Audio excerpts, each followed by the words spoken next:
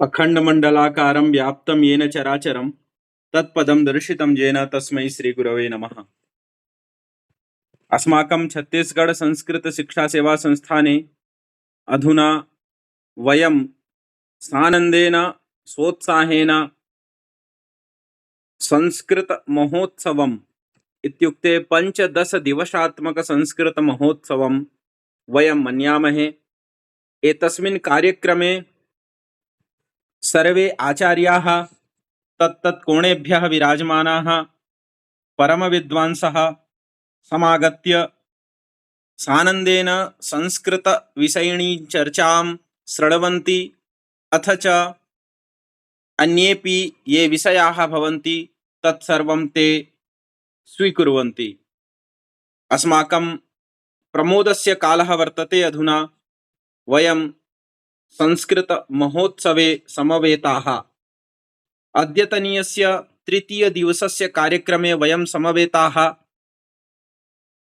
सामाजिकानां संस्कृतविषयिणी दृष्टि इत्यमुं विषयमधिकृत्य ये अस्माकं सामाजिककार्यकर्तारः भवन्ति, संस्कृतेतरजनाः भवन्ति, तेषां दृष्टौ तेषां बुद्धौ वा संस्कृतस्य विषये कीदृशी विचारधारा वर्तते, समाजे अधुना संस्कृतस्य का स्थितिः वर्तते, ते सर्वम् अवगच्छन्ति, जानन्ति। एतस्मिन् विषये सामाजिकानां संस्कृतविषयिणी दृष्टि इत्यमुं विषयम् अधिकृत्य वयम् अत्र संस्कृतमहोत्सवे समवेताः। अत्र अधुना विराजमानाः परमश्रद्धेयाः अस्माकं मार्गदर्शकाः प्रोफेसर महेशचंद्र शर्मा महोदयाः अत्र विराजन्ते। अहम् एतेषां चरणकमलेषु प्रणमाञ्जलिं विनिवेद्य पौनः पौन्येन स्वागतम् आचरामि। भवताम् अभिनन्दनं स्वागतं वर्तते आचार्याः।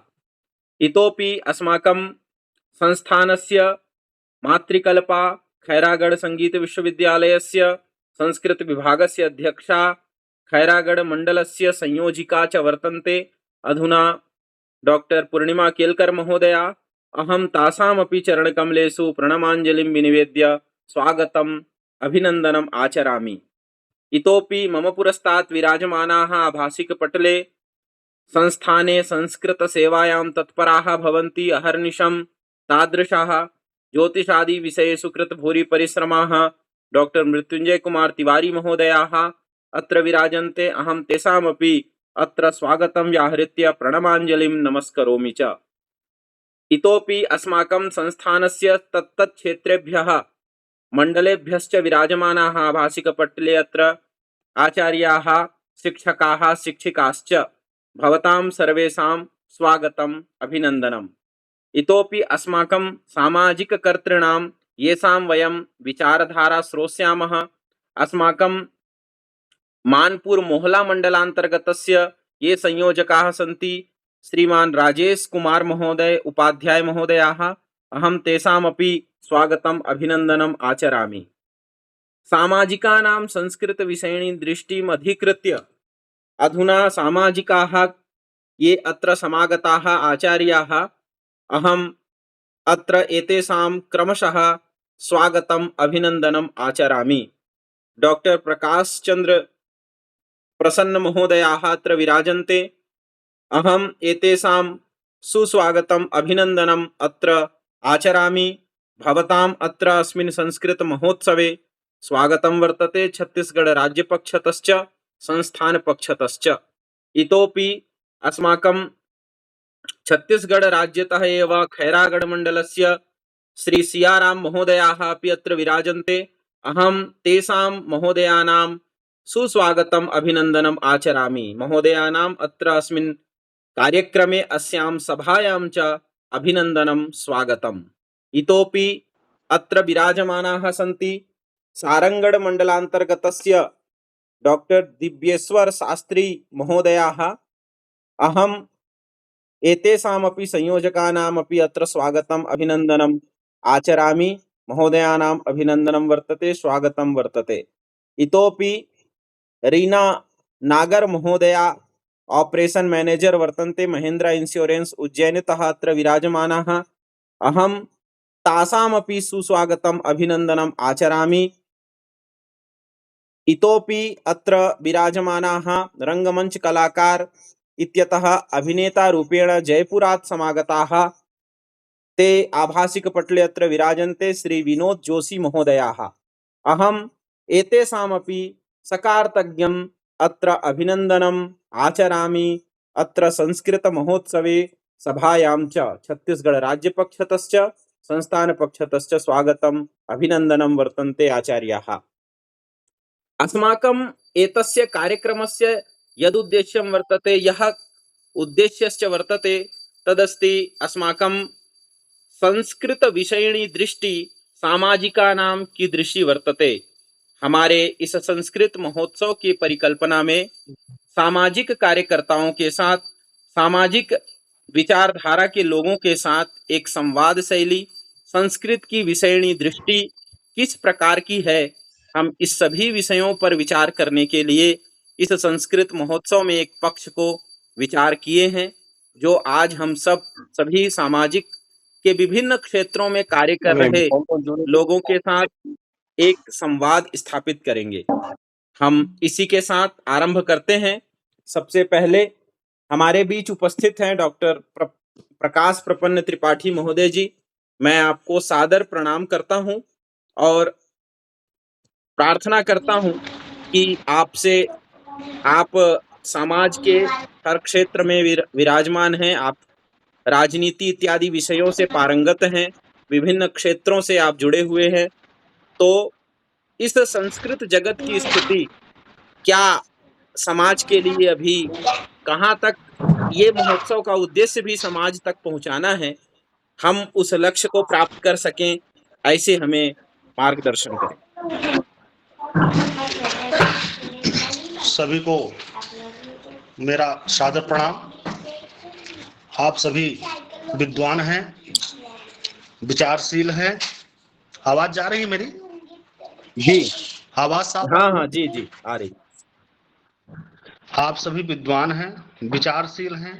वैसे भी विद्वानों का सदैव से यह मत रहा है कि मनुष्य एक सामाजिक प्राणी है और सामाजिक प्राणी के होने के नाते शिक्षा, ये जो स्कूली शिक्षा है, शिक्षा से तात्पर्य स्कूली शिक्षा या सामाजिक शिक्षा, इन दोनों ही क्षेत्रों में सामाजिक शिक्षा को विस्तार रूप में अधिक महत्व दिया गया। रही बात भारत की और भारतवासियों की और संस्कृत के प्रति उनकी अभिरुचि की, तो हम ये कहना चाहेंगे कि आज भारत जो हमें अनादिकाल से एक अग्रसर निरंतरता के साथ चलता हुआ दृष्टिगत हो रहा है, हम देख पा रहे हैं, उसका मूल आधार संस्कृत भाषा ही है। और संस्कृत भाषा की जब हम बात करते हैं तो विश्व, यद्यपि हम उसको वांग्मय की दृष्टि से देखते हैं वेदों को, लेकिन विश्व साहित्य ने, जो विश्व के विद्वानों ने वेदों को एक रस से, एक मत से विश्व का प्रथम साहित्य कहा है, उसमें भी ऋग्वेद को विशेष करके। तो एक बात, भारतीय संस्कृति के आधार जब वेद हैं, तो वेद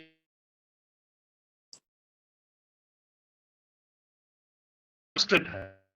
वेदों के संकलन से पूर्व, वेदों की पारंपरिक शिक्षा पूर्व ही, या शिक्षा जगत में वेदों की परंपरा को लाने से पूर्व भी संस्कृत एक प्रतिष्ठित भाषा के रूप में आ चुका था।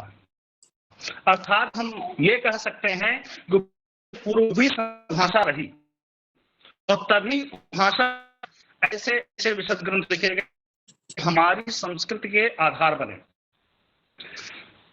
अब आगे बात आती है, बहुत ज्यादा इतिहास में न जाते हुए हम सिर्फ इतना कहेंगे, स्वतंत्रता के पश्चात 1947 के पश्चात देश में 103 वेद शाखाएं थी और जब हम इनका उल्लेख कर रहे हैं तो इसका कहने का तात्पर्य इतना है कि वो संस्कृत भाषा में ही थी, इसलिए हम उनका उल्लेख कर रहे हैं।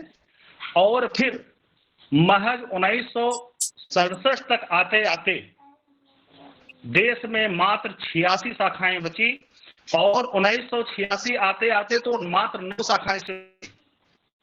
इस तरीके से स्वतंत्रता के पश्चात संस्कृत भाषा का विलोपन, जिसे हम वैदिक संस्कृत का आधार कहते हैं, उन वेदों के विलोपन की दृष्टिकोण से समझ सकते हैं।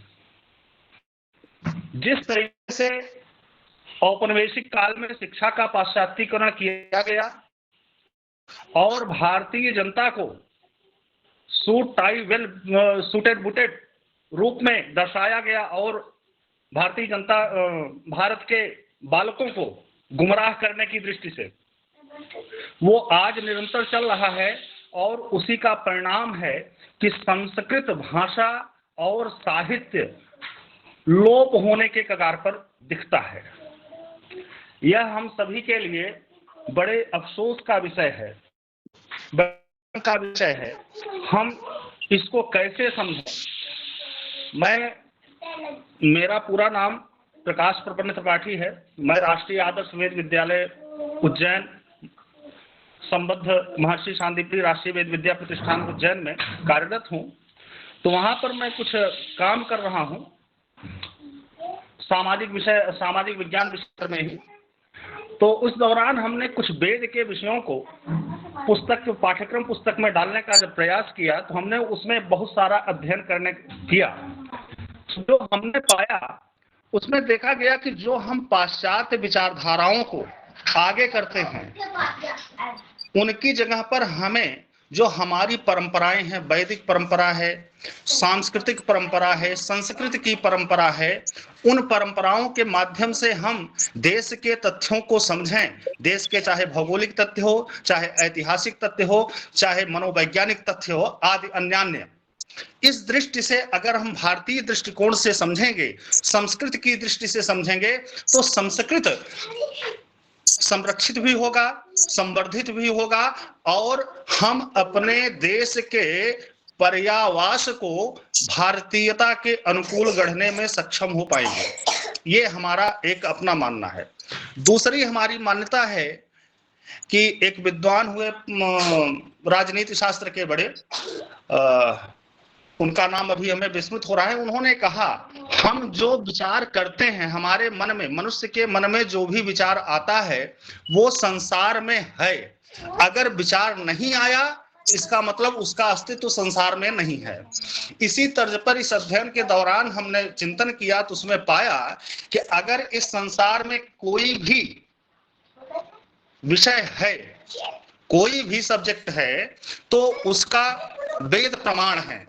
अगर वेदों में नहीं है तो संसार में उसका कोई अस्तित्व ही नहीं है, ऐसे विचारों का। क्योंकि जब हम वेदाध्ययन या वैदिक वांग्मय की तरफ बढ़ते हैं तो उसमें देखते हैं आज जो एक समाजवाद की बड़ी होड़ मची हुई है, संविधान से लेकर के देश विश्व पटल आदि समाजवाद, तो पूरा वेद का आधार ही समाजवाद है। जब हम वसुधैव कुटुंबकम कहते हैं तो समाजवाद ही है। जब हम समगच्छध्वम संवदध्वम संभो मनांसि जानताम कहते हैं तो वो समाजवाद ही है। हमारे यहाँ कहीं भेद परक समाज की संकल्पना की ही नहीं गई है। एक वर्ण और आश्रम व्यवस्था की बात की गई है तो उसमें वर्ण व्यवस्था को लोग बड़ा विवादित मानते हैं, जबकि यह वर्ण व्यवस्था वास्तव में कर्माधारित है। लेकिन उसकी एक जो समाजवादी व्याख्या दी गई जाति से जोड़कर, उसने समाज में ऐसा विष वपन किया है जो शायद जो है विश्व के इतिहास में किसी अन्य राष्ट्र में नहीं हुआ होगा, जो भारतीयों द्वारा ही किया जा रहा है, जिनको एंग्लो इंडियन कहा गया। उनको हम अपनी भाषा में अगर कहना चाहें तो एंग्लो इंडियन कह सकते हैं। उन्होंने जिस तरीके से बीज बोया विषाक्तता का, आज समाज में संस्कृत साहित्य, वेद, वैदिक वांग्मय आदि को लेकर जो धाराएं चल रही हैं वे अत्यधिक चिंताजनक हैं। इसलिए हम सभी सुधी जन जब एक मंच पर एकत्रित हुए हैं यद्यपि हम संस्कृत भाषी तो नहीं है, लेकिन अपने जीवन में, अच्छा ये प्राय पूरे देश भर में है, जाने अनजाने में ही सही, हम संस्कृत भाषा का ही अनुगमन करते हैं, संस्कृत की परंपराओं का ही अनुगमन करते हैं। ऐसा हम इसलिए कह रहे हैं क्योंकि जो भी हम कार्य करते हैं उसका बेस ही वो संस्कृत भाषा में ही हमारी परंपरा में आया। उन परंपराओं का अनुगमन हम संस्कृत भाषा से ही लेकर करते हैं। तो इस दृष्टि से अगर संस्कृत भाषा के ज्ञान का प्रचार प्रसार भारत में आधिक्यता से हो और सफलता सिर्फ कागजों में नहीं, व्यवहार धरती पर धरातल पर अगर काम होगा तो निश्चित रूप से हम भारत को, जो विश्वगुरु की बात करते हैं वो तो अभी हम सिर्फ मौखिक रूप से कह लेते हैं, सुन लेते हैं, लेकिन वास्तव में उस दिशा में अभी हम अग्रसर नहीं हो पाए हैं। वहां पहुंचने के लिए अभी हमको बहुत लंबा सफर तय करना पड़ेगा। क्या होता है, एक कहावत है, युद्ध तो एक बार होता है लेकिन रोती सदियां हैं। हम उपनिवेश बने 250 वर्ष तक ही, लेकिन उसने जो हमारा क्षति किया है, उसने इतना क्षति किया है कि उसके लिए हमें 250 वर्ष नहीं 1000 वर्ष लगेंगे स्थापित होने में। इसलिए हम सभी को एक तरीके से संकल्पित होना होगा, मनसा वाचा कर्मणा, इन तीनों ही रूपों में हम संस्कृत साहित्य का आलोड़न विलोड़न करें, उसका अध्ययन करें। हम एक बार में नहीं समझेंगे, 2 बार में नहीं समझेंगे, लेकिन तीसरी बार में अवश्य थोड़ा बहुत अंश ही समझेंगे, लेकिन समझेंगे। लेकिन जब यह परंपरा कालांतर में आगे बढ़ती रहेगी तो एक सफल रूप और संस्कृत निष्ठ भारत स्थापित होगा, और जब संस्कृत निष्ठ भारत स्थापित होगा तो भारतीय संस्कृति का अभ्युदय अपने आप मार्ग प्रशस्त हो जाएगा। वो जो असतो मां सदगमय और तमसो मां ज्योतिर्गमय की बात कही गई है, तभी साकार हो पाएगी। और अगर संस्कृत को भारत से हटा दिया जाएगा तो भारतीय संस्कृति का कोई महत्व नहीं रह जाएगा, क्योंकि संस्कृत एक ऐसी भाषा है, आप उत्तर से लेकर दक्षिण तक, पूर्व से लेकर पश्चिम तक कहीं भी देखेंगे वो परंपराएं भारत में प्रचलित हैं।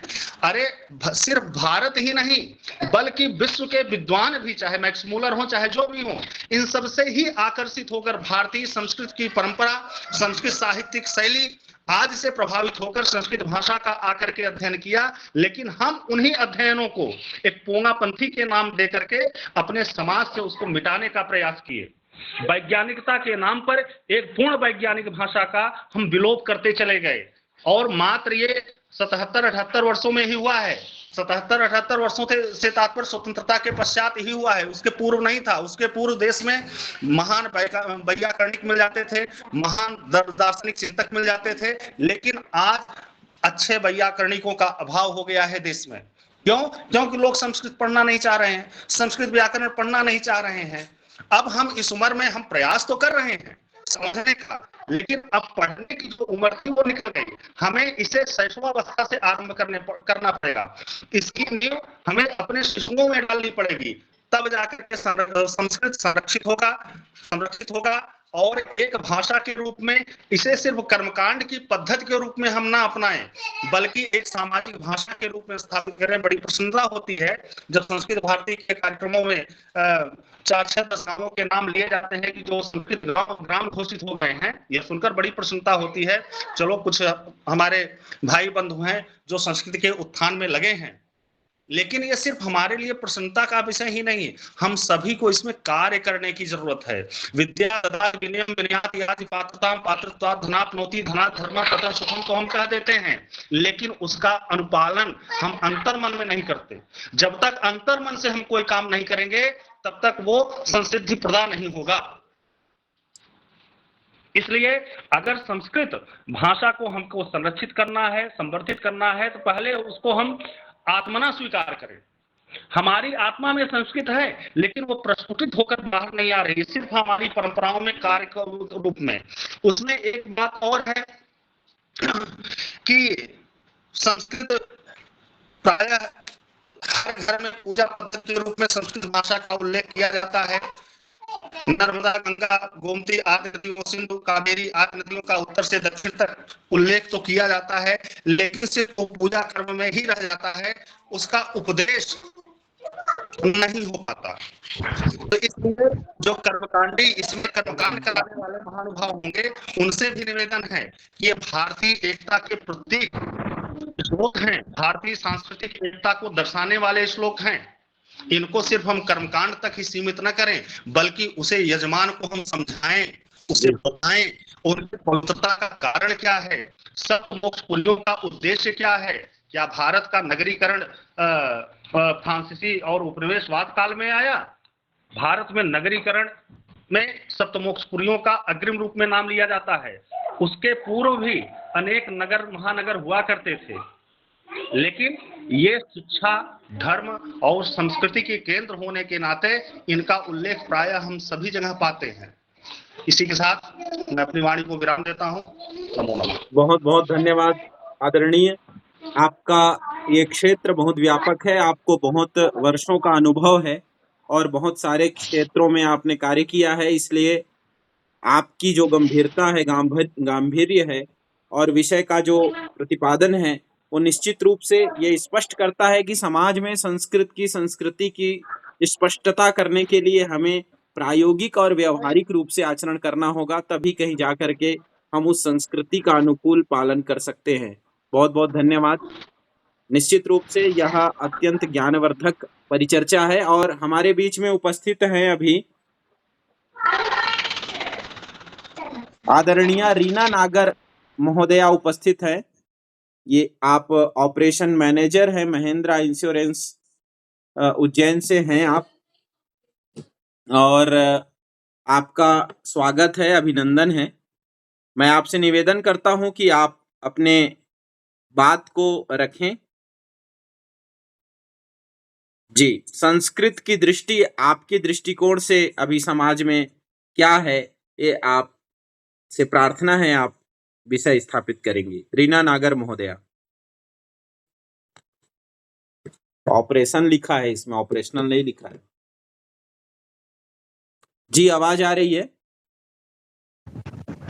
जी बिल्कुल आवाज आ रही है मुझे। सभी लोगों को सादर प्रणाम। मैं रीना नागर बात कर रही हूँ उज्जैन से, उज्जैन महाकाल जी की नगरी से। क्या आप मेरे को सुन पा रहे हैं? जी जी, आ रही है। जी जी, बताना चाहूंगी कि संस्कृत का उत्थान जो है वो कि उज्जैन से ही हुआ है, और अभी जो है अभी यहाँ पर उज्जैन में बहुत प्रचलित है। सभी लोग जो भी यंग एज के लोग हैं, जो भी चाहते हैं कि वो लोग, उनकी जो इच्छा है और सीखने की जो इच्छा शक्ति है, वो अभी संस्कृत के प्रति लगाव उन लोगों का बहुत बढ़ता जा रहा है। तो हम लोगों को बहुत उसके लिए खुशी होती है कि कम से कम लोग संस्कृत के बारे में और आगे बढ़ने के बारे में सोचते हैं कि अपनी जो पूर्वजों से चीजें आई हुई हैं उसको जानें। जी जी जी ज्यादा तो मैं कुछ बोल नहीं पाऊंगी क्योंकि मैं भी नई स्टूडेंट ही हूँ, और क्योंकि मेरा जो कार्य है वो अलग है, लेकिन मैं एज अ ब्राह्मण हूँ, तो मैं भी चाहती हूँ कि हम अपने धर्म को, अपनी संस्कृति को भी आगे बढ़ाते रहें। इसलिए मैंने अभी नया नया ज्वाइन किया है यहाँ पर। तो गुरुजी ने मुझे बताया कि आज ये है यहाँ पर, तो आप थोड़ा सा अपना तौर से जो बोल सकते हैं वो बोलिए। तो मुझे बहुत खुशी है कि संस्कृत को लेकर सब लोग बहुत उत्साहित हैं, अभी जो यंग एज आ रही है वो भी।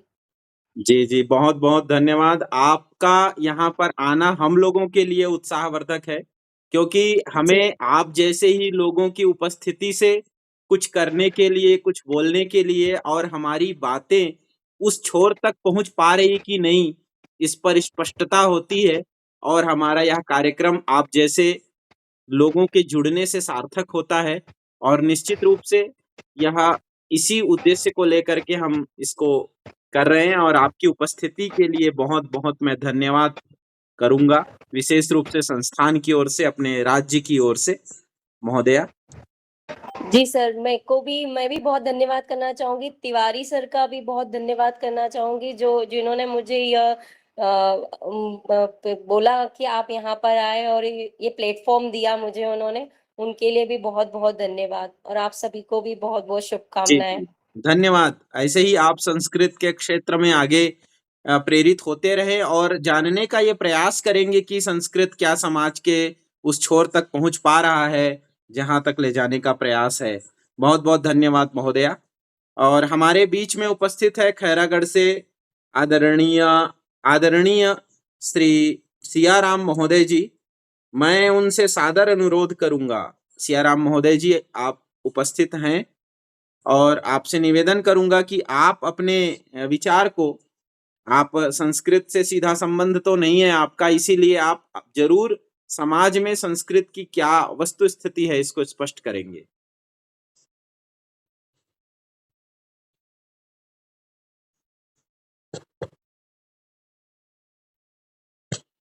म्यूट को अनम्यूट कर लीजिए सर, आवाज नहीं आ रही।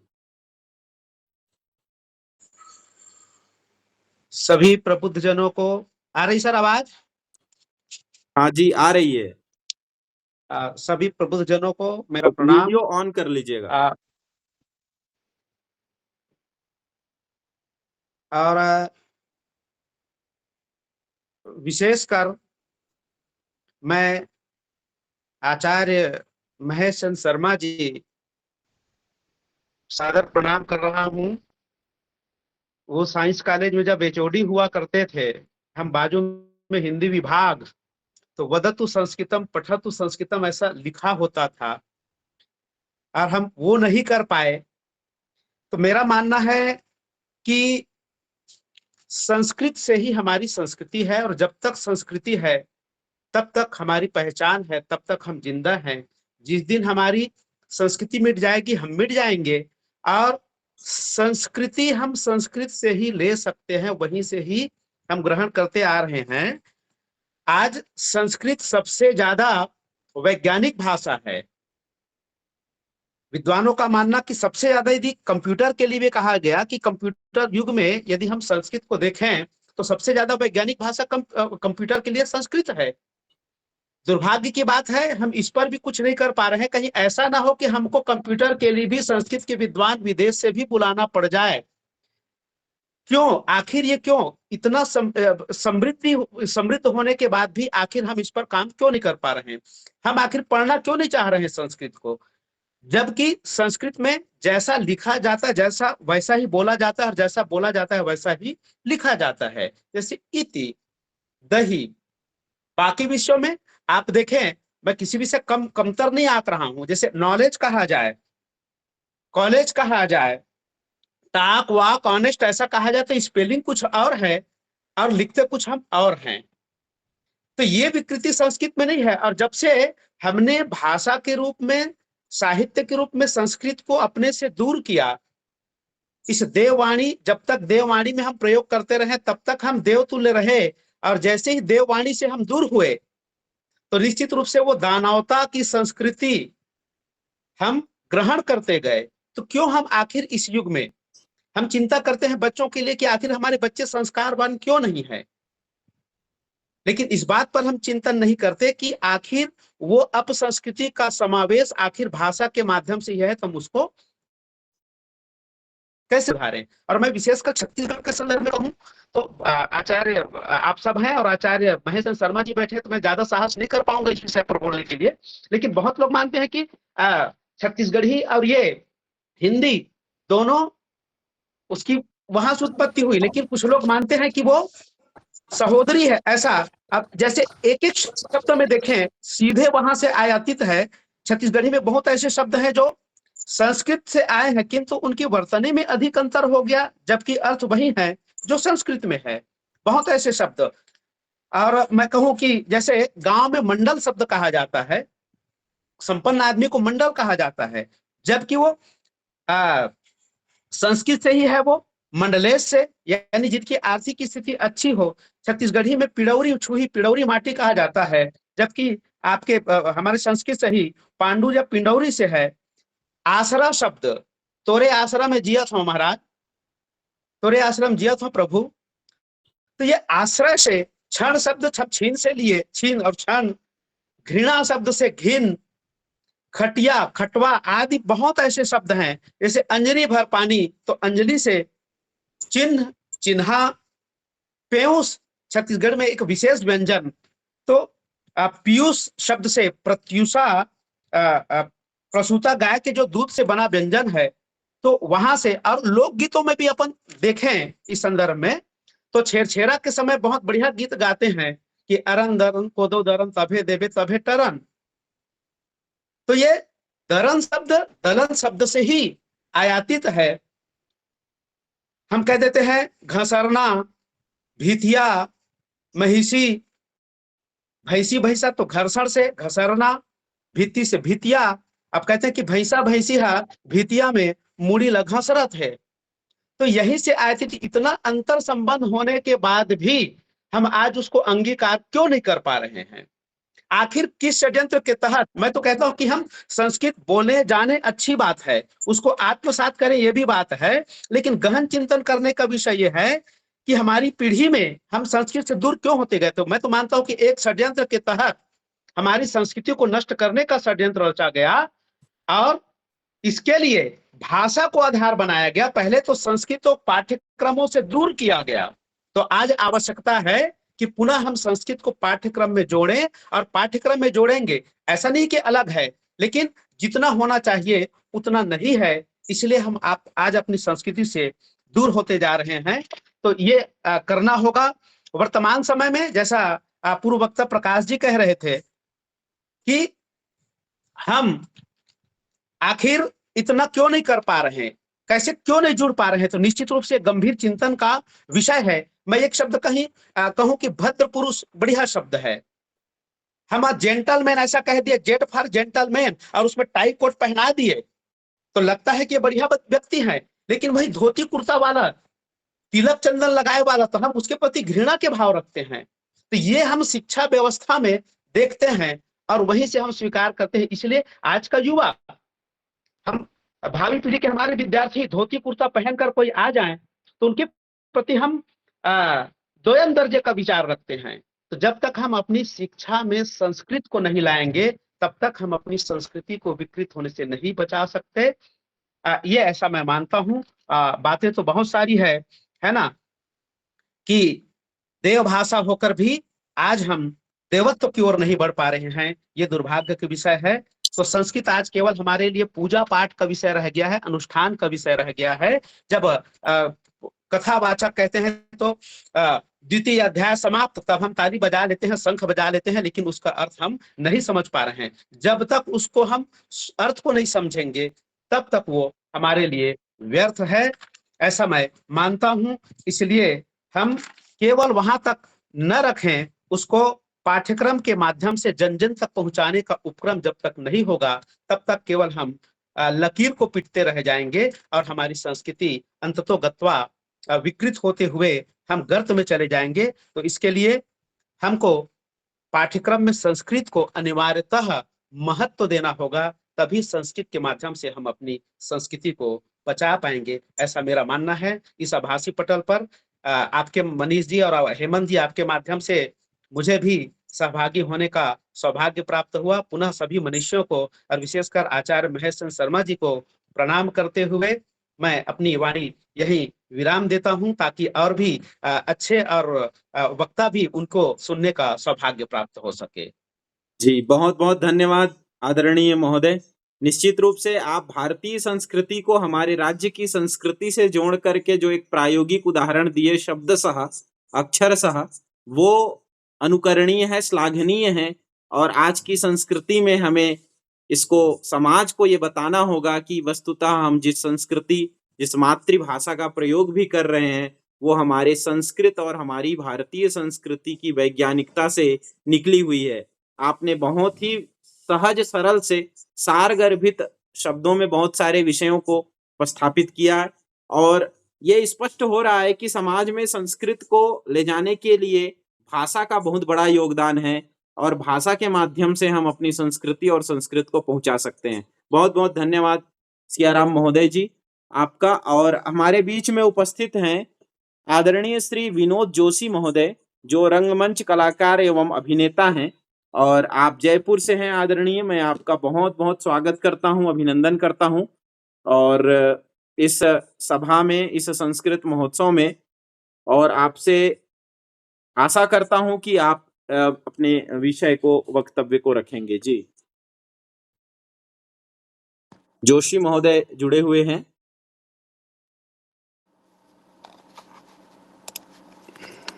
अचिंत्या व्यक्त रूपाय निर्गुणाय गुणात्मके समस्त जगताधार मूर्ते ब्रह्मणे नमः। सभी को नमो नमः। आज बहुत ही अच्छा, मेरे लिए तो ये पहला व्याख्यान है इस तरह का, और इसका श्रेय जाता है डॉक्टर आदरणीय मृत्युंजय तिवारी जी को कि 1 बजे करीब उनका एक कॉल आता है और वो कहते हैं कि आप ऐसा बोलोगे। एकदम तो माथा ठनका कि क्या क्या बोलेंगे, लेकिन फिर याद आया कि रंगमंच के खिलाड़ी हैं यार, रंगमंच के खिलाड़ी हैं, और संस्कृत, जिसे हम संस्कृत कहना भूल गए हैं, संस्कृत को हम संस्कृत कहना भूल गए। क्यों, ये याद आता है मुझे, एक बार आकाशवाणी की ड्यूटी थी मेरी, तो आकाशवाणी में डॉक्टर पाराशर थे, संस्कृत में पीएचडी। तो मैंने जब उनसे पूछा कि सर आप डॉक्टरेट हो, आपने पीएचडी किस विषय में किया, तो वो बोले संस्कृत। मैंने कहा अच्छा, संस्कृत से? क्या बेटे जान, संस्कृत होता है वो, संवाद होता है, सम्मुख होता है। तो मुझे वो बात वहीं घर कर गई। और शब्दों के उच्चारण में जो संस्कृत का खेल है, फिर हिंदी का जो खेल है, मैं क्या गांठ बांध लेता हूं जब भी मुझे कोई टोकता है किसी शब्द पे उच्चारण के लिए, क्योंकि भाई रंगमंच के हैं, तो वहां से सीखा कि यार संस्कृत ही हमारी जननी है सारी भाषाओं का, संस्कृत का आधार है, हमारे साहित्य का आधार है, हमारी प्राचीन शास्त्रगत परंपरा का आधार है। तो संस्कृत में मैंने नाटक तो खैर नहीं किए, लेकिन हाँ, संस्कृत का एक हिंदी अनुवादित नाटक है मृच्छकटिकम, माटी की गाड़ी, जो शायद शूद्रक ने लिखा था, संस्कृत ने, हिंदी अनुवाद किसी और ने, शायद मोहन राकेश ने किया। तो उसमें मैं, आपको कहानी पता ही होगी कि एक गरीब ब्राह्मण और वसंत सेना उच्च गणिका की ये स्टोरी थी।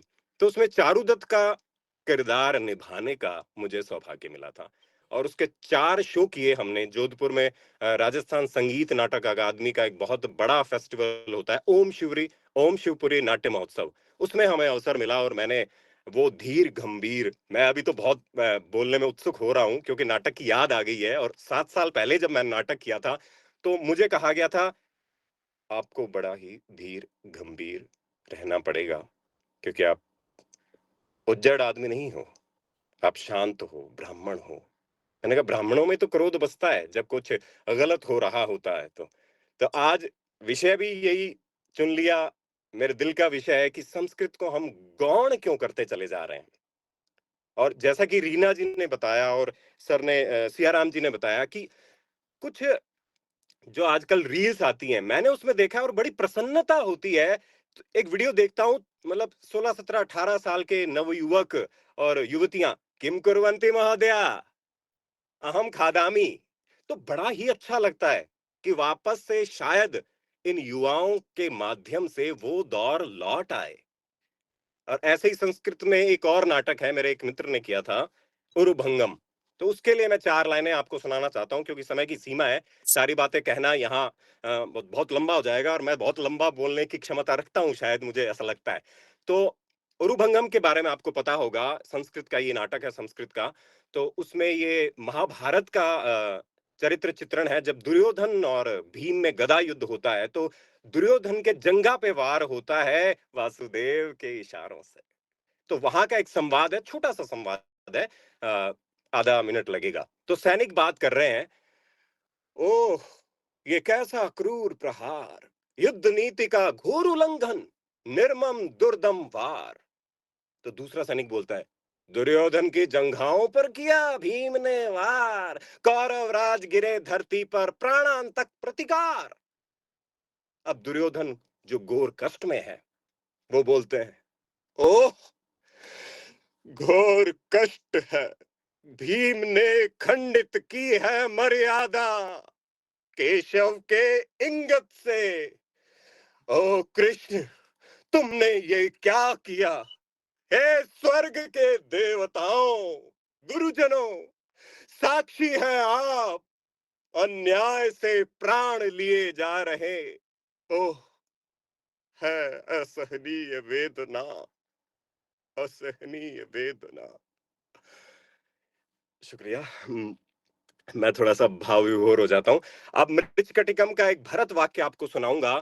संस्कृत का नाटक है, संस्कृत की बात चल रही है, जो मैं चारुदत्त के रूप में सबसे बुलवाता हूँ। ये 5 लाइनें हैं और हिंदी में हैं, बड़ा आपको समझ में भी आएंगी और अच्छा भी लगेगा। कि हो प्रचुर दुग्धशालिनी गाय, हो प्रचुर दुग्धशालिनी गाय, हो वसुंधरा ये शस्य श्यामला धान्यपूर्ण, बरसे घन अपने समयों पर, ओ बहे निरंतर सुखद वायु, दुख करे चूर्ण, इस सकल लोक के प्राणी सुख का अनुभव करे प्रसाद भुरी, अपने अभिमत जो अनुष्ठान है ब्राह्मण उनको निरत करे, दुख करे दूर, हो लक्ष्मीवान समस्त साधु सज्जन गण, करते पुण्य कर्म, शत्रु नाश रक्षा पृथ्वी की करे, नृपति ले धे धर्म धर्म। बहुत बहुत आभार मुझे बोलने का मौका दिया, और मैंने 5 मिनट 56 सेकंड, आकाशवाणी का आदमी हूं तो मैं टाइमिंग लगा के रखा था, लेकिन 1 मिनट आपसे क्षमा चाहूंगा। सर बहुत अभी बहुत भी शुक्रिया, समय बहुत है, बहुत अगर आप धन्यवाद। बोलना चाहेंगे तो अभी समय है। और बस यही है कि आप विद्वजनों, जैसे मैंने सबसे पहले प्रकाश जी का, आदरणीय प्रकाश जी का, जो उज्जैन से इतना अनुभव के साथ, इतने मेरे से तो बहुत बड़े हैं लग रहा है मुझे, उनकी वाणी सुनी कि आज कष्ट में है संस्कृत, लेकिन मैं बताना चाहूंगा कि कष्ट में नहीं है। हम जैसे मिडिल एज वाले और युवा आपके ही पद चिन्हों पे चलते हुए, आपका अनुसरण करते हुए सर, हम इसको आगे लेके जाएंगे, ये हमारा दृढ़ संकल्प है। साधु। साधुवाद आपको।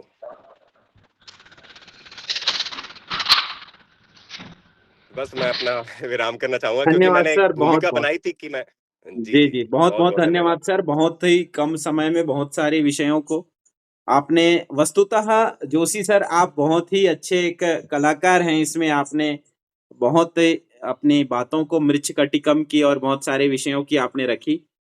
संस्कृत की उपादेयता समाज में संस्कृति, कलाकृति और विचारों से, भाषाओं से पहुंचती है। बस हम संस्कृत को एक संकुचित स्थान देने के कारण शिक्षण तक रख देते हैं, इसीलिए वो समाज तक नहीं पहुंच पाती है, ऐसा मैं समझ पा रहा हूं। और यदि हम कला, भाषा, संस्कृति और व्यवहार के माध्यम से समाज तक संस्कृत को ले जाएं, तो बहुत सरलता और बहुत सहजता से संस्कृत उस समाज की छोर तक पहुंच जाएगा। और इसमें हमारे संस्कृत साहित्य में जो जितने नाटक और जितने भी रूपक इत्यादि विषयों का वर्णन किया गया है, इसकी बहुत बड़ी भूमिका है और ये पूरा एक जाल है। और संस्कृत साहित्य के माध्यम से ही हम समाज में पहुंचने का एक द्वार खोल सकते हैं। और बहुत सारे हमारे समाज के ऐसे लोग हैं जो अभी इससे जुड़े नहीं हैं। तो जो आप कलाकृति के माध्यम से और विभिन्न नाटकों के माध्यम से बताए हैं, वो समाज के लिए उपादेय होगा और निश्चित ये सिद्ध होगा कि हम समाज को संस्कृत में ले जा सकेंगे। आदरणीय जोशी सर का बहुत बहुत धन्यवाद मैं संस्थान की ओर से और छत्तीसगढ़ राज्य की ओर से करूंगा। और सर आप ऐसे ही जब आपको हम स्मरण करें, आप उपस्थित हो जाएं, ऐसी आपसे निवेदन और प्रार्थना रहेगी हमारी। बहुत बहुत धन्यवाद सर। हमारे बीच में उपस्थित हैं आदरणीय महोदय प्रोफेसर महेश चंद्र शर्मा महोदय जी हैं। मैं उनसे प्रार्थना करूंगा कि आप सभी आदरणीय, सभी हमारे जो सामाजिक क्षेत्र में विभिन्न विषयों में लगातार कार्य कर रहे हैं, ऐसे सभी विद्वान विदुषी उपस्थित रहें, अपने विचार को रखें। आप सभी विचारों का आलोडन करते हुए, इसका मंथन करते हुए स्पष्ट करेंगे। जी आदरणीय शर्मा सर। सर्वेभ्यो नमो नमः। अत्यंत सुखदं वातावरणम् अस्ति। उज्जयिनीतः अपि विद्वांसः अत्र आगताः। सियाराम जी अस्माकं खैरागढ़ कला नगरात् विश्वविद्यालयात् अत्र आगतः। मनोहारी वातावरणं जातम् समाजे संस्कृतस्य सदैव आवश्यकता भविष्यति यतो हि साहित्य समाजस्य दर्पणः साहित्येषु भाषासु संस्कृतस्य स्थानं सर्वोपरि वर्तते सर्वोपरि अस्मिन् अर्थे यत् सर्वेषां सूत्रम् अत्र एव सन्ति सूत्राः सन्ति संस्कृतं हि जीवितं सर्वलोकभाषिणां संस्कृतेः बोधकं भारते निवासिनां संस्कृतं सनातनं प्राच्य तत्वधारकं संस्कृतं चिरंतनम भक्ति मुक्तिदायकम। परंपरा है ऋषि मुनियों की संतों की शाश्वत वाणी सिंहवाहिनी दुर्गा जागी भारत माता कल्याणी वेदोपनिषद रामायण की मुखरित शाश्वत वाणी। संस्कृते संस्कृति शिक्षा संस्कृते सकला कला संस्कृते सकलम ज्ञानम संस्कृते किन्न वर्तते यदि नो संस्कृता दृष्टि यदि नो संस्कृतं मनः यदि नो संस्कृता वाणी संस्कृताध्ययनेन किम्। भारतं मे प्रियं राष्ट्रं भारतं हित साधकं भारताय नमस्तस्मै यत्र मे पूर्वजाः स्थिताः। कितना कहा जाए संस्कृत के विषय में, शब्द कोश, ज्ञान कोश, चरित्र कोश, ध्यान कोश, साहित्य कोश, वेद, उपनिषद, रामायण, महाभारत और आज तक आकाशवाणी से मेरा भी संबंध रहा। दूरदर्शन में संस्कृत के नाटकों का कर्ण को लेकर बहुत पहले आकाशवाणी से भी और चिंतन को और बहुत से आलेख अभी जैसा जोशी बता रहे थे, बड़ा अच्छा माध्यम आकाशवाणी के माध्यम से और प्रिंट मीडिया के माध्यम से संस्कृत के विकास में, संस्कृत के प्रचार में, संस्कृत को लोकप्रिय बनाने में बहुत हमको उससे सहयोग मिलता है। अब जैसा बता रहे हैं हमारे सियाराम जी ने बताया कि शिक्षक काल से ही संस्कृत के भाषण, संभाषण, वार्तालाप, ज्ञान, विज्ञान क्या संस्कृत में नहीं है। वो प्रहलाद से पूछा था हिरण्यकश्यप ने, तेरा राम कहाँ है मुझे बता। तो उन्होंने पूछा था तू ये बता राम कहाँ नहीं है। वैसे ही मैं कहूँगा कि धर्म अर्थ काम मोक्ष चारों पदार्थों में, 3 लोक 14 भुवन में कहीं भी ऐसी स्थिति नहीं है, लोक वातावरण में, देवलोक वातावरण में, मध्य वातावरण में, जहाँ संस्कृत का महत्व नहीं हो, संस्कृत की उपयोगिता न हो। संस्कृत की मेडिसिन की तरह से कोई एक्सपायरी डेट नहीं है। ये अमर वाणी है, विश्व भाषा है, जनभाषा है। कोई भी संस्कृत का आज आकाशवाणी से समाचार पूरे विश्व में कहीं भी, हम तो जहां भी जाते हैं हमको तो संस्कृत दिखाई देती है। अगर पेरिस के एफिल टावर को देखें तो वहां भी ओम शांति शांति देवनागरी में लिखी है। अगर ऑक्सफोर्ड के मेन गेट पे देखें, मुख्य द्वार पे देखें, तो उसका भूमि पूजन संस्कृत में लिखा हुआ है, देवनागरी में। वहां लिखा हुआ है अंक रामांक चंद्राब्दौ वैशाखस्या स्थिते दिले नवम्याम बुधवारित्र वास्तुविद रभूत इह। तो ये संस्कृत की वैश्विक स्थिति है। और भारत तो जो भारतवर्ष है, भा में रत है और भा की प्रतिभा की आभा की वर्षा करता है, इस सब के पीछे तो संस्कृत ही है। तो देशभक्ति की बात आएगी, चरित्र निर्माण की बात आएगी, तो आपके मुंह से सबसे पहले वही लिखेगा निकलेगा, जननी जन्मभूमि से स्वर्गादपि गरीयसी। तो आपको देखना पड़ेगा रामायण की तरफ। वापिस स्वर्णमयी लंका नमे लक्ष्मण रोचते जननी जन्मभूमि से स्वर्गादपि गरीयसी। देशभक्ति हो, चरित्र निर्माण हो, शासन प्रशासन की बात हो, कभी भी आज समाज में अच्छे जॉब के लिए और रोजगार के लिए जो चिंता की जाती है, तो संस्कृत के लोगों ने IAS IPS भी अच्छी तरह से उसमें सफलता पाई। मैं स्वयं एक सुपरिटेंडेंट लैंड रिकॉर्ड के रूप में मेरा चयन हुआ था और प्रशासन के सर्वोच्च पद तक मैं जा सकता था, लेकिन हमारे वरिष्ठ साथियों ने कहा कि नहीं, प्राध्यापकत्व में, गुरुत्व में, शिक्षण में जो आनंद है वो ये सब में नहीं है, इसलिए तुम संस्कृत की सेवा करो, संस्कृत से वरदान प्राप्त करो, उससे आशीर्वाद प्राप्त करो। तो इस तरह से बस ये है कि हमको संस्कृत को लेके तिलक को याद रखना है, लोकमान्य पंडित बाल गंगाधर तिलक। हमको गीता को याद रखना है। आज यूनेस्को जो विश्व स्मृति धरोहर पंजी में भगवत गीता को रखती है या भरत मुनि के नाट्य शास्त्र को रखती है, तो श्रावण का महीना हमें नटराज याद आते हैं। और नटराज जो नृत्यावसाने नटराज राज ननाद ढक्काम पंचवारम, 14 बार जो उन्होंने डमरू बजाया और उससे रिलिक निकला, निकला। महाकाल की नगरी से हमारे बैठे हुए हैं प्रकाश जी और दूसरे लोग सब उज्जैन से जुड़े हुए।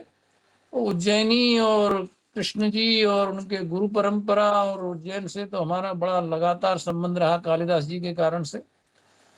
तो इस तरह से संस्कृत में सब कुछ है। समाज की दृष्टि से, समाज को प्रगतिशील बनाने की दृष्टि से, समाज की उन्नति करने की दृष्टि से, सर्वांगीण उन्नति करने की दृष्टि से अगर जो है संस्कृत नहीं होगी तो यादृश शंकराचार्य चाणक्य सायणस्तथा तिलको मालवीयश्च तादृशा संत पंडिता। ऐसे पंडित कहाँ से आएंगे? पठने पाठने वार्तालापे प्रश्ने तथोत्तरे वदन्तु संस्कृतम सर्वे गुरु शिष्याः निरंतरम। तो संस्कृत के माध्यम से हमें जो है पढ़ना है, बीच बीच में हिंदी भले ही बोलें लेकिन यथासंभव हमें संस्कृत में भी बोलना है। हम अगर हलो हलो कर सकते हैं तो हमें हर हर भी करना चाहिए। पठने पाठने वार्तालापे प्रश्ने तथोत्तरे वदन्तु संस्कृतम सर्वे गुरु शिष्याः निरंतरम। अब वो प्रश्न करते हैं गुरु अपने बच्चे से और साथियों से, भवद्भिः यन्मुखे नैव आओ जाओ निगद्यते आगच्छ गच्छेत कथम तन्मुखे नैव नोच्यते। सरलतम है, मधुरतम है, आराम से ग्रहण कर सकते हैं, हमारे रक्त में है, हमारे संस्कार में है, इसलिए व्यक्ति में है, समाज में है, देश में है, राष्ट्र में है और सार्वजनीन है, सार्वजनिक है, इसलिए उसको विश्व भाषा कहा जाता है। वाराणसी से विश्व संस्कृत प्रतिष्ठानम तरह से विश्व भाषा नाम से एक पत्रिका भी हमारी निकलती रही। तो इस तरह से यस्याम अखिल राष्ट्रस्य संचितम ज्ञान वैभवम आत्मीयत्वंच सशुद्धंच राष्ट्र भाषेति सामत। राष्ट्र की भाषा है, भारत की भाषा है। प्रादेशिकीनांच भाषाणाम सर्वासाम जन्मदायिनी तथा पोषण कर्त्री च राष्ट्रभाषा। इस राष्ट्रभाषा उसको कहा जाता है जो समस्त प्रांतीय भाषाओं का। आप देखिए अभी सियाराम जी बता रहे थे संस्कृत का छत्तीसगढ़ी से संबंध क्या हो सकता है। मैंने मेजर प्रोजेक्ट लिया था गवर्नमेंट ऑफ इंडिया का, हमारे साथियों को, मनीष जी को और इनको मैंने भेंट भी किया, सॉरी। उसमें देखिए कैसे संस्कृत के शब्द जैसे क्रोड़ गोद को बोलते हैं, छत्तीसगढ़ी में कोरा बोलते हैं गोद को, कोरा में लड़का गांव गुहार, गोद में गोदी में लड़का। अब वो जो है बच्चा उसके लिए कहते हैं। उसी तरह से बच्ची को नौनी बोलते हैं, जैसे जेकर नौनी, नौनी मतलब नवनीतम, नवनीतम घृतम। उसी की तरह से स्निग्धता होती है जिसमें कोमलता होती है, बच्ची के लिए प्रयोग किया गया है। तो सीधा जो है संस्कृत छत्तीसगढ़ी से और सभी प्रांतीय भाषाओं से, राजभाषाओं से, दक्षिण पूर्व पश्चिम कहीं भी हम देख लें पूरे भारत में और भारत के बाहर भी, समस्त भाषाओं का अगर वो अंग्रेज ये बोलें कि सर्वे हमारा शब्द है तो हमारे यहाँ तो सर्वे सबसे ज्यादा है। सर्वे उसी से होता है, सर्वेक्षण होता है। बहुत से शब्द हैं, एक सीमा है, मैं अधिक नहीं कहूंगा और विद्वानों की भी हमें बात सुनना है। बहुत अच्छा लगा, एक सुंदर स्थान जो है यहाँ पर, सुंदर प्रसंग, सुंदर मंच, संस्कृत की सामाजिकता के लिए, संस्कृत के संस्कारों के लिए, संस्कृत के वो जो शब्दकोश और व्याकरण, अष्टाध्यायी, जगन्माता, अमरकोशो, जगत पिता, इन सबको लेकर संस्कृत के विषय में जितना कहा जाए तो उसके लिए तुलसीदास जी की एक ही चौपाई कहूंगा, हरि अनंत हरि कथा अनंत। और इसी तरह से हमारी भाषा है। आगे चल के ये विषय आने वाला है, तुलसी जयंती है और राजन जी हमारे मनीष जी के माध्यम से उद्बोधन करने वाले हैं कि तुलसीदास का संस्कृत में योगदान। मंगलाचरण तो सब संस्कृत में ही उनका, पूरे रामचरित मानस के हर कांड का मंगलाचरण से पता चलता है। तुलसीदास जी संस्कृत के भी महाकवि, और संस्कृत के महाकवि होने से ही हिंदी के महाकवि। अब आप बीच में वो निकालेंगे नहीं को तो अवधि के, तो अवधि और संस्कृत और हिंदी में कोई अंतर ही नहीं है, सब एक दूसरे से जुड़े हैं। तो बहुत अच्छा विषय, मेरी रुचि का विषय है, परम रुचि का विषय है। बहुत कुछ, बहुत ज्यादा इसमें कहा जा सकता है, लेकिन आप सभी विद्वान हैं, जानते हैं, पुनरावृत्ति नहीं करना है। बस इतना ही कहकर मैं अपनी वाणी को विराम दूंगा। मुझे 84 लाख योनियों में मनुष्य होना और मनुष्यों में संस्कृत विद होना, संस्कृत का विद्यार्थी होना, इससे मेरा सौभाग्य है। और मुझे इस अवसर पर मनीष जी ने और इस हमारे छत्तीसगढ़ संस्कृत शिक्षा सेवा संस्थान ने जो अवसर दिया, उसके लिए मैं आभारी हूँ। इससे कभी उर्ण नहीं हो सकता। सत्यमेव जयते नानृतम। धन्यवाद। बहुत बहुत धन्यवाद सर। नमस्कार। निश्चित रूप से आपका वैदुष्य, आपका मार्गदर्शन और आपका जो विचार है वो निरंतर हम सबको प्रेरित करता है। और बहुत सारे ऐसे विषय, जैसे कि आपने एक परियोजना भारत सरकार के माध्यम से यूजीसी के द्वारा जो ली, उसमें बहुत सारे विषयों को आपने उद्धृत किया है। वो पुस्तक हमने देखा और प्राप्त किया आपके माध्यम से।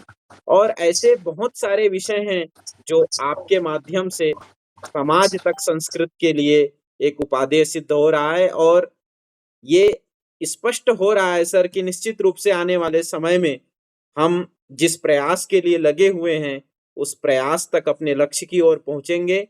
समाज में संस्कृत को पहुंचाना, चाहे येन केनापि उपायेन हो, सीधा शिक्षण का संबंध समाज से नहीं हो सकता। इसलिए कला हो, संस्कृति हो, साहित्य हो, आचरण हो, व्यवहार हो और विभिन्न प्रकल्प के माध्यम से हम संस्कृत को ले जाने का प्रयास करेंगे। आपका मार्गदर्शन, आपकी सत प्रेरणा हमें उस कार्य के लिए प्रबल सफलता की ओर आगे बढ़ाएगी। बहुत बहुत धन्यवाद सर, और आपको मैं प्रणाम करता हूँ। हमारे बीच खैरागढ़ संगीत विश्वविद्यालय से डॉक्टर पूर्णिमा केलकर महोदया उपस्थित हैं। मैं उनको प्रणाम करते हुए निवेदन करता हूं कि आपने इस विषय का विशिष्ट रूप से एक सुझाव दिया था कि इस तरह का एक नूतन विषय भी हम संस्कृत महोत्सव में योग करें, और उस कार्यक्रम को हम आज कर रहे हैं। मुझे बहुत खुशी हो रही, प्रसन्नता का विषय है। मैं आपसे निवेदन करता हूं कि आप इस पर वक्तव्य करें। जी आदरणीय। सर्वान् प्रणमामि। नमः सभायै। ध्वनिः श्रूयते वा? आम श्रूयते, आयाति। संस्कृतं हि संस्कृतिः, संस्कृतिश्च संस्कृतं, संस्कृतं विना कुतो भारतीयसंस्कृतिः। नृत्तावसाने नटराजराजो ननादढक्कां नवपञ्चवारम् उद्धर्तु कामासनकादिसिद्धान् एतद्विमर्शे शिवसूत्रजालम् निरूपादानसंभारमभित्तावेव तन्वते जगच्चित्रं नमस्तस्मै कलाश्लाघ्याय शूलिने। अद्य संस्कृतमहोत्सवस्य तृतीयः दिवसः अस्ति। अस्मिन् दिवसे सामाजिकानाम् एकत्वं प्रतिभाति। अहो, आनन्दपूर्णोऽयं दिवसः अस्ति। वस्तुतस्तु संस्कृतविषयिणी सामाजिकानां दृष्टिः इति विषयम् अधिकृत्य या चर्चा या वार्ता एव अभवत्, सा वस्तुरूपेण सा अति विलक्षणा वर्तते, अद्भुता एव वार्ता। वस्तुतस्तु अस्मिन्नेव मञ्चे ये वक्तारः अभिव्यक्तिम् एव ददति स्म, तेषां समेषाम् अभिनन्दनम्। वस्तुतः वर्तमान में संस्कृत के विषय में जो अभिव्यक्ति, जो भावनाएं हैं, ये भावनाएं हम सबके लिए अत्यंत अमूल्य हैं। और आज तो हमें वो एक रत्न कोश प्राप्त हुआ है आप सबके माध्यम से। इस रत्न कोश की हमने कभी कल्पना नहीं की थी, और इस विषय को जब हमने प्रस्तावित किया, हमने इस विषय के संदर्भ में चिंतन किया, तो आज जो जिस तरह से इसकी अभिव्यक्ति हमने देखी, तो ऐसा लग रहा है कि समाज में संस्कृत की ध्वनि विद्यमान है। सर्वप्रथम आचार्य डॉक्टर त्रिपाठी जी की अभिव्यक्ति अत्यंत वैज्ञानिक रही। आपने वैदिक दृष्टिकोण से बहुत सी बातों को, बहुत से विषयों को उद्घाटित किया। वस्तुतः वैदिक संदर्भ में एक बात ये आती है कि वैदिक यज्ञ, जो यज्ञ किए जाते हैं, अभी हमारी एक परिचित हैं, वो स्वयं इंजीनियर हैं, उन्होंने बताया कि किस तरह से यज्ञों को लेकर एक वैज्ञानिक दृष्टि से कार्य हो रहा है। वे स्वयं एक ऐसे छात्र को शोध कार्य करवा रही हैं जो वैदिक यज्ञों का संचालन करते हैं, जो वैदिक यज्ञों को लेकर कार्य कर रहे हैं कि यज्ञों का संपूर्ण एक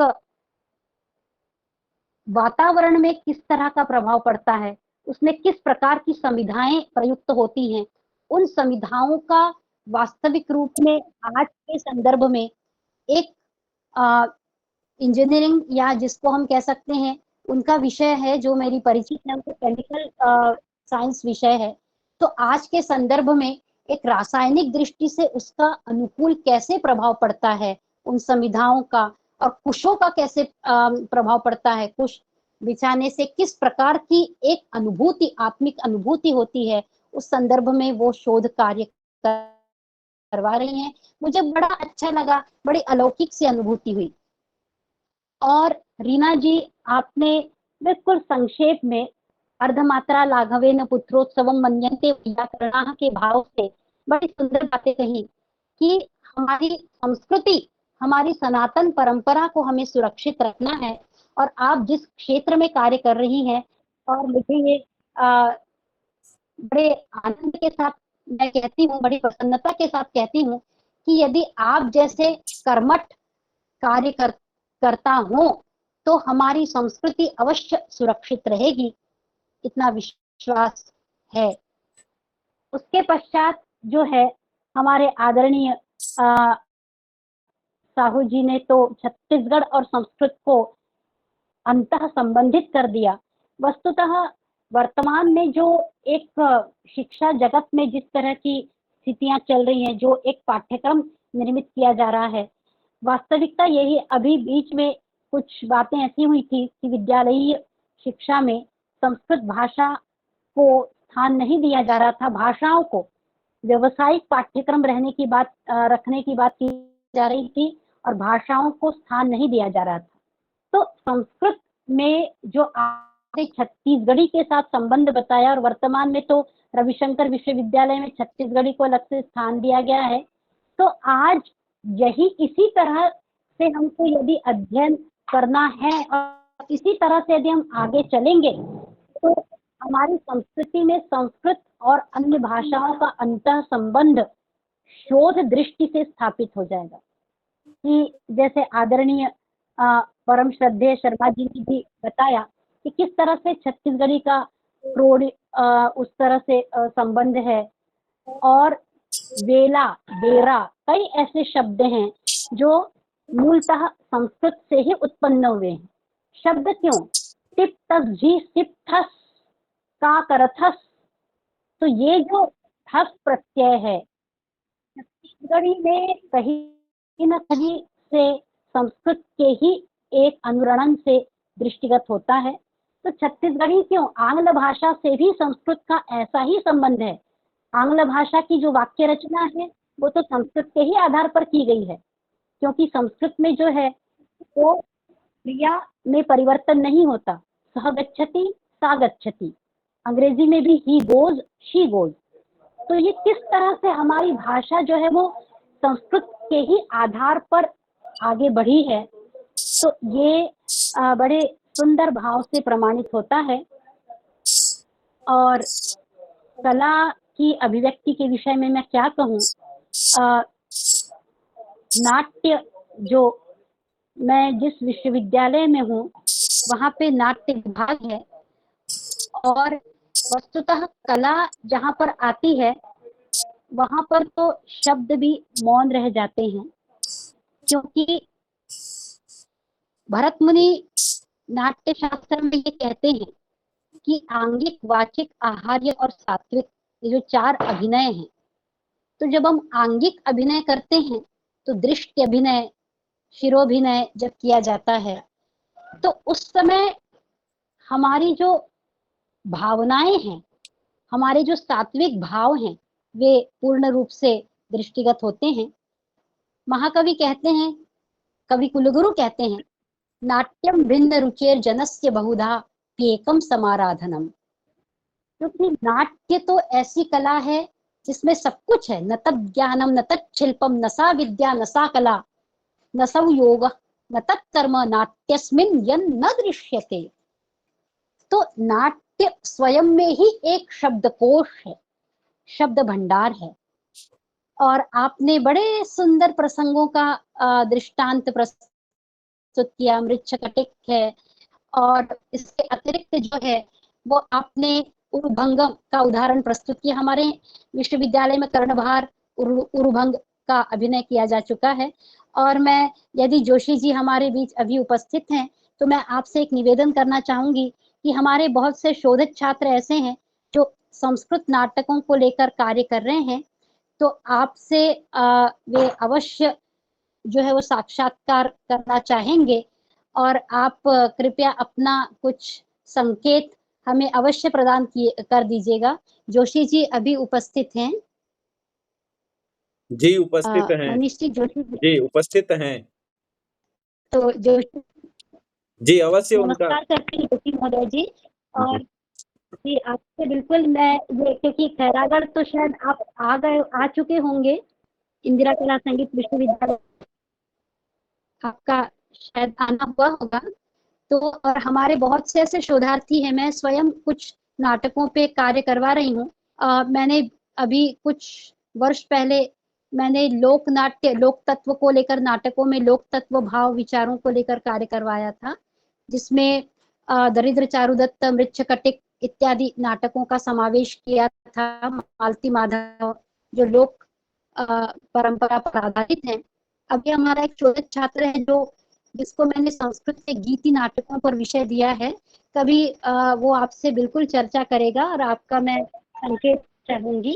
और बहुत सुंदर आपने संस्कृत को नाटकों के माध्यम से सुरक्षित रखने का प्रयास किया है। और ये इतनी भी बातें हैं, क्योंकि संस्कृत केवल एक भाषा नहीं है, एक भावना है, एक अभिव्यक्ति है। क्योंकि जब हम संस्कृत दिवस का आयोजन करते हैं रक्षाबंधन के दिन, तो ये जो संस्कृत दिवस केवल संस्कृत अहम गच्छामि त्वं गच्छसि इसी रूप में संस्कृत दिवस नहीं मनाया जाता। ये हम सबका दीक्षारंभ है। जब विद्यार्थी प्रवेश करता है तो वो संस्कृत होकर प्रवेश करता है, वो संस्कृत दिवस है। और ये हमारी संस्कृत भाषा एक ऐसी संस्कृत भावना है जो हमें संस्कारों से युक्त करती है। क्योंकि संस्कार युक्ता या भाषा सा संस्कृत भाषा, और संस्कार जो हैं ये संस्कार ही हमें संस्कृति की ओर ले जाते हैं। क्योंकि जो कला की अभिव्यक्ति करता है वो कलाकार है, जो चित्रकला की अभिव्यक्ति करता है वो चित्रकार है, जो गान कला की अभिव्यक्ति करता है वह गायक है। उसी तरह से जो संस्कारों की अभिव्यक्ति करता है, जो संस्कारों से युक्त होता है, वह संस्कार युक्त कहलाता है। अथवा जो संस्कृति को अभिव्यक्त करता है, जो संस्कृति को अभिव्यक्त करता है, वही संस्कार निष्ठ कहलाता है। तो संस्कार हमें संस्कृत भाषा से ही उपलब्ध होते हैं। केवल षोडश संस्कार तो एक हमारी परंपरा, जीवन की परंपरा के सूचक है। षोडश संस्कारों के अतिरिक्त अभिवादनशीलस्य नित्यं वृद्धोपसेविनः चत्वारि तस्य वर्धन्ते आयुर्विद्या यशो बलम्। ये संस्कार भी हमें संस्कृत भाषा से, शास्त्रों से, स्मृति ग्रंथों से प्राप्त होते हैं। और इसीलिए आज क्यों लगा ये जो राष्ट्रीय शिक्षा नीति है उसमें संपूर्ण शासकीय जो हमारी परंपरा है, हमारा शासन है, उन्हें ऐसा अनुभव क्यों हुआ कि हमें मूल्य आधारित पाठ्यक्रम को सम्मिलित करना चाहिए, और मूल्य आधारित पाठ्यक्रम में हमारी ज्ञान परंपरा, हमारे संस्कार ही सम्मिलित, और ज्ञान परंपरा का संबंध संस्कृतेतर से भी है, क्योंकि संस्कृत भाषा का जो अध्ययन करते हैं वे ही केवल भारत के वासी नहीं, अपितु जो हमारे मेडिकल से संबंधित हैं, जो हमारे इंजीनियरिंग या विज्ञान से संबंधित हैं, वे भी कहीं ना कहीं संस्कृत से जुड़े हुए हैं, जिसका प्रमाण आज हमें प्राप्त हुआ है। और कई स्थानों पर ये हमें दिखाई देता है कि किस तरह से एक वैज्ञानिक संस्कृत का अध्ययन करता है। प्रसिद्ध भौतिक वैज्ञानिक थे जो वर्तमान में नहीं रहे, ब्रह्मलीन हुए, आचार्य जयंत नारलीकर। जयंत नारलीकर जी ने एक पुस्तक में स्पष्ट रूप से कहा है कि विज्ञान का आधार संस्कृत है। उन्होंने ये एक ग्रंथ था उनका, जिसको मराठी में लिखा था, वामन परगेला ये ग्रंथ था। उसमें उन्होंने कहा है कि किस तरह से संस्कृत को ही विज्ञान का आधार बताया गया है, उसका उन्होंने एक संकेत उस तरह से किया है।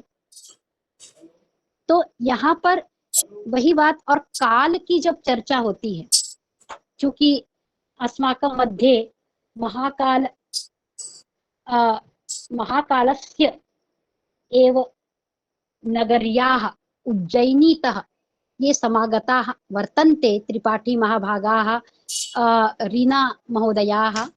वस्तुतस्तु काल जब महाकाल के रूप में दिखाई देता है, तो ऐसी स्थिति में कहीं ना कहीं काल रुक जाता है, काल में ठहराव आ जाता है, और वही ठहराव भौतिक वैज्ञानिक नारलीकर जी ने कृष्ण विवर के रूप में बताया है कि किस तरह से वो समय रुक गया था, और जो रुका हुआ समय था उसके आधार पर वो व्यक्ति जो कि एक हवाई जहाज की यात्रा कर रहा था, अचानक हवाई जहाज रुक गया, क्रैश हो गया, तो उस समय वो समय वही रुक गया।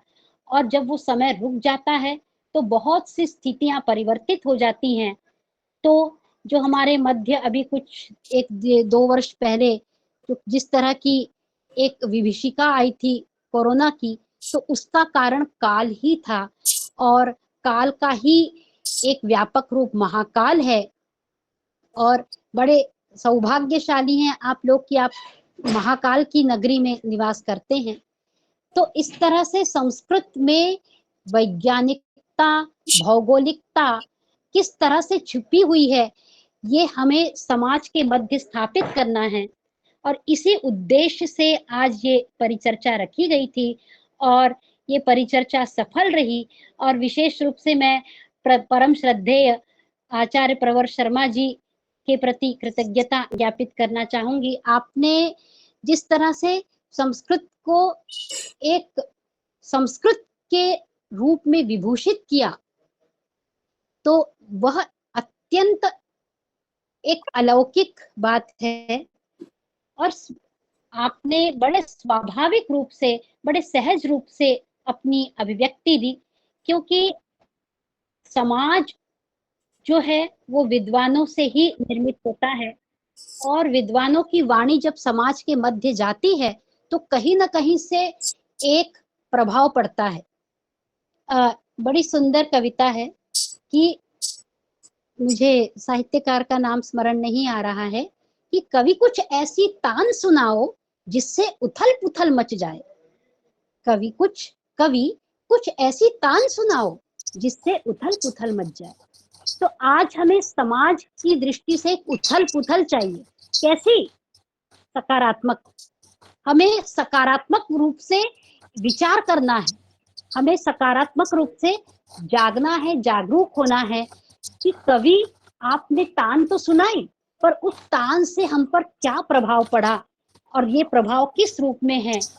तो इस तरह के प्रभाव को हमें समाज के मध्य स्थापित करना है, और प्रयास यही है कि इस उद्देश्य से इसको रखा गया था। मूलतः उद्देश्य ये था कि वर्तमान में अगर साहू जी हैं, वर्तमान में छत्तीसगढ़ के बहुत से महाविद्यालयों में संस्कृत नहीं है।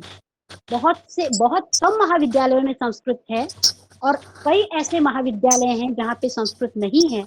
तो हमें संस्कृत की पदस्थापना करनी है, हमें संस्कृत विश्वविद्यालय के लिए विचार करना है और ये तभी संभव है जब संस्कृत की समाज में स्थापना हो।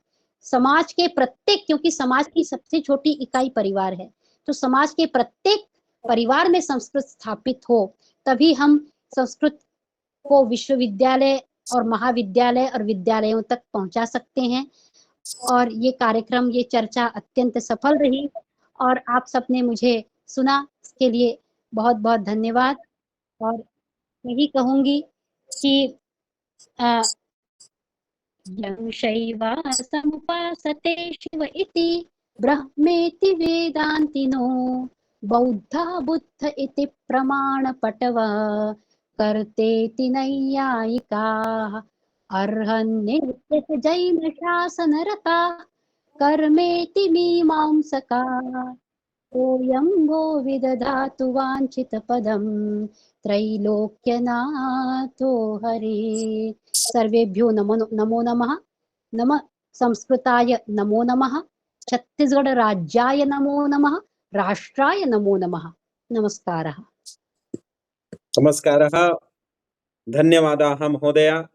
निश्चितमेव एतादृशी दृष्टि अस्माकं वर्तते भारतीय संस्कृतिम् अधिकृत्य। तत्र वयं समाजाय संस्कृतस्य कीदृशी दृष्टि वर्तते एतत् सर्वं सारगर्भितेन संक्षेपेण च उपस्थापितम्। अत्र भवत्याः अध्यापनक्षेत्रस्य विश्वविद्यालयः एव खैरागढ़ संगीतकला विश्वविद्यालयः वर्तते। तत्र समाजाय कला संस्कृतिः तत्र सर्वथा दरीदृश्यते।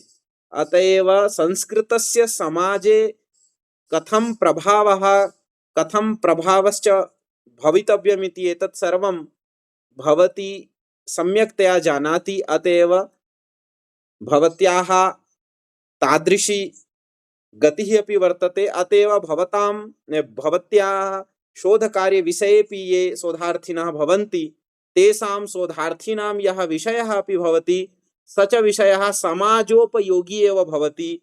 कला संगीत संस्कृति तत्सर्वम् अधिकृत्य एव भवति इति प्रमोदस्य अयं कालः वर्तते, विषयश्च वर्तते यत् समाजाय संस्कृतस्य शोधकार्येऽपि तथैव कार्यं भवती कारयन्ति शोधार्थिनम् अधिकृत्य। अत एव अहं वारं वारं तासां भवतीनां पौनः पौन्येन सकार्तज्ञं धन्यवादं वितनोमि।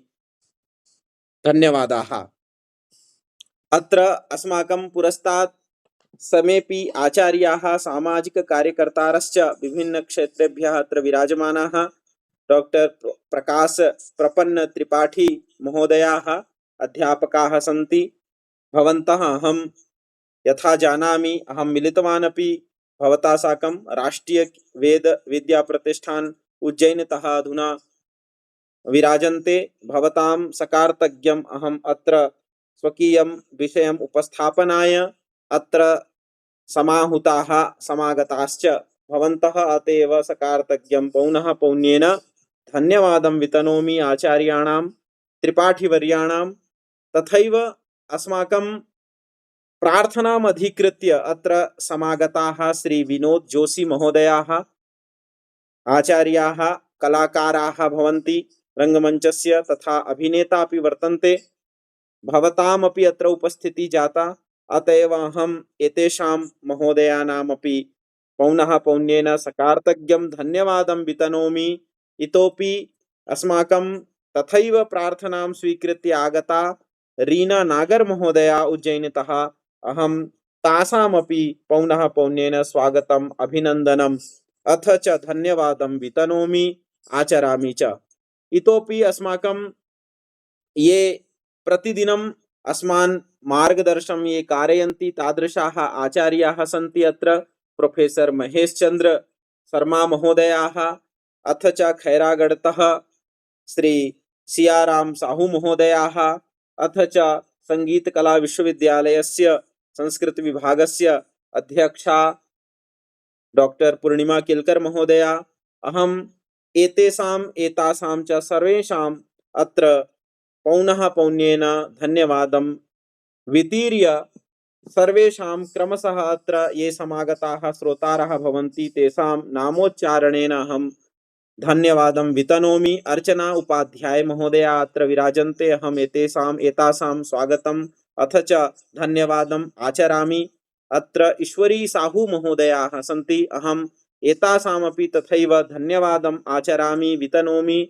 अस्माकं मध्ये विराजमानाः KR ट्रिपेश महोदयाः अत्र, एतेषामपि अभिनन्दनं तथैव स्वागतं धन्यवादञ्च। अस्माकं मध्ये अत्र विराजमानाः मनोज वैष्णव महोदयाः, कोरबा मण्डलान्तर्गतस्य निशा चन्द्रा महोदया अत्र विराजन्ते, अहं तासामपि धन्यवादम् आचरामि। प्रभा धरम गणे महोदयाः अत्र विराजन्ते, अहं तासामपि स्वागतम् अथ च पुनः धन्यवादम् आचरामि। इतोपि पुष्पा वर्मा महोदयाः अस्माकं मानपुर मोहला जन मण्डलान्तर्गतस्य संयोजकाः सन्ति, राजेश कुमार उपाध्याय महोदयाः, अहम् एतेषां धन्यवादम् आचरामि वितनोमि। इतोपि अस्माकं संस्थानस्य सदस्याः डॉक्टर उपेन्द्र कुमार तिवारी महोदयाः अपि अत्र विराजन्ते, अहम् एतेषामपि अत्र स्वागतं व्याहृत्य धन्यवादम् आचरामि। धन्यवादार्हाः भवन्तः। इतोपि एस गेमिंग वर्तन्ते, सरस्वती श्रीवास्तव महोदया अथ च शिक्षा तिवारी महोदया, सियाराम साहू महोदयाः सन्ति एव, तथैव सुशील सिंह महोदयाः, अन्येपि ये श्रोतारः ऑनलाइन माध्यमेन यूट्यूब माध्यमेन सर्वे पश्यन्ति, तेषां समेषामहं पौनः पौन्येन सकारतज्ञं छत्तीसगढ़ राज्य पक्षतश्च कार्यक्रम पक्षतश्च छत्तीसगढ़ संस्कृत शिक्षा सेवा संस्थान पक्षतश्च अत्र स्वागतं व्याहरामि अथ च धन्यवादं वितनोमि। वयं तृतीय दिवसे अत्र समवेताः। श्वः अस्माकं विषयः वर्तते संस्कृत शिक्षकाणां संस्कृत प्रतियोगिता, इत्युक्ते संभाषण प्रतियोगिता वर्तते। अस्माकं राज्ये ये संस्कृत शिक्षकाः भवन्ति तेषां मुखे संस्कृतम् अधुना कीदृशं वर्तते तत् सर्वं मनसि निधाय संस्कृत संभाषण प्रतियोगिता समायोजिता। अस्मिन् कार्यक्रमे भवन्तः तथैव समाहुताः सन्ति। अत्र आगच्छन्तु, पुनः वयं सम्मिल्य अत्र संस्कृत महोत्सवे अत्र सानन्देन मन्यामहे। अतएव निवेदनं वर्तते अस्माकं, भवन्तः तथैव आगमिष्यन्ति। आप सभी से मेरा निवेदन है, हम कल संस्कृत महोत्सव के चतुर्थ दिवस में संस्कृत संभाषण प्रतियोगिता, जो केवल छात्रों का अभी तक आप श्रवण करते आ रहे होंगे, एक विशेष प्रकल्प के माध्यम से शिक्षकों को भी अवसर दिया गया है कि शिक्षक भी अपना पंचनिमेष चतुर्निमेष जितना समय हो सके किसी विषय पर संस्कृत संभाषण करें और उस पर कुछ अपनी बातें को रखें। इसलिए संस्कृत में बोलने के लिए उनको कहा गया है और वो आएंगे और उन्हीं के माध्यम से ये प्रतियोगिता रखी गई है। उद्देश्य संस्कृत संभाषण है, संस्कृत मुख में होना चाहिए, यही प्रकल्प है। और इसी के साथ हम चतुर्थ दिवस में कल प्रवेश करेंगे। हमें बहुत प्रसन्नता हो रही है कि छत्तीसगढ़ संस्थान संस्कृत महोत्सव को 15 दिवसीय पिछले विगत कई वर्षों से मनाते आ रहा है, जिसमें आप सभी का योगदान, सभी का प्रयास रहता है और इस प्रयास के माध्यम से हम संस्कृत को एक आनंद और उत्सव के रूप में, पाक्षिक पर्व के रूप में श्रावण शुक्ल प्रतिपदा से श्रावण पूर्णिमा तक मनाएंगे। इसलिए उसी ऑनलाइन माध्यम से हमें जुड़ना है। बहुत बहुत धन्यवाद। और पुनः सभी को धन्यवाद ज्ञापित करते हुए मैं आग्रह करूंगा कि संस्थान के YouTube के चैनल के माध्यम से आप पुनः सभी कार्यक्रमों को प्रतिदिन देख सकते हैं, सुन सकते हैं, जुड़ सकते हैं। आप आइए, मंगल कामना के साथ हम कल्याण मंत्र के साथ यहीं पर आज की सभा को विराम करते हुए कल की तैयारी के साथ उपस्थित होंगे। सब अपने म्यूट को अनम्यूट करते हुए एक साथ कल्याण मंत्र का उच्चारण करें। विश्व कल्याण की भावना से शांति मंत्र का उच्चारण करें। ॐ सर्वे भवन्तु सुखिनः भवन्तु सुखिनः सर्वे सर्वे सन्तु निरामयाः सर्वे भद्राणि भद्राणि पश्यन्तु पश्यन्तु मा कश्चित् मा दुःखभाग् कश्चित् भवेत् ॐ शान्ति शान्ति शांति शांति। सभी को प्रणाम सादर प्रणाम। सबको प्रणाम, साधुवाद शर्मा जी। प्रणाम सर प्रणाम।